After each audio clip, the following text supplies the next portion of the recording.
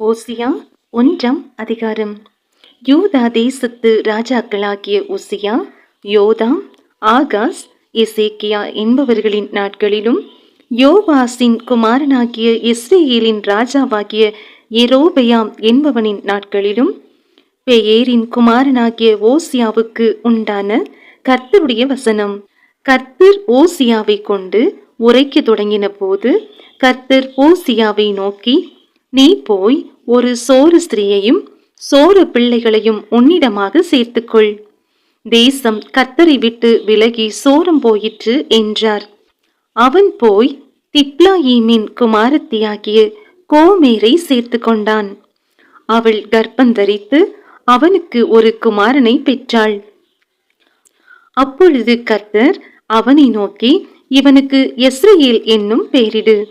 ஏனெனில் இன்னும் கொஞ்ச காலத்திலே நான் ஏகூவின் வம்சத்தாரிடத்திலே இஸ்ரேலின் இரத்த பலியை விசாரித்து இஸ்ரவேல் வம்சத்தாரின் ராஜ்யபாரத்தை ஒழிய பண்ணுவேன்.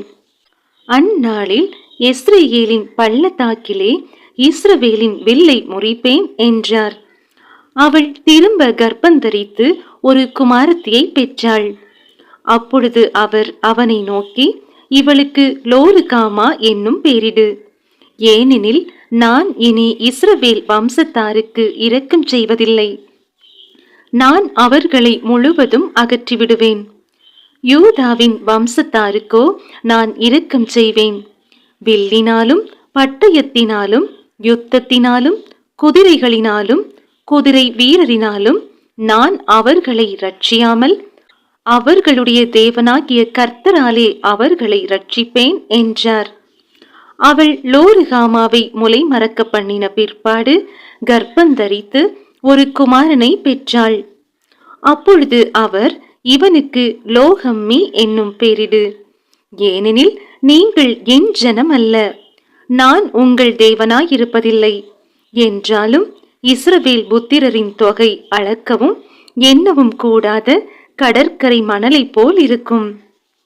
நீங்கள் என் ஜனம் அல்ல என்று அவர்களுக்கு சொல்வதற்கு பதிலாக, நீங்கள் ஜீவனுள்ள தேவனுடைய பிள்ளைகள் என்று அவர்களுக்கு சொல்லப்படும்.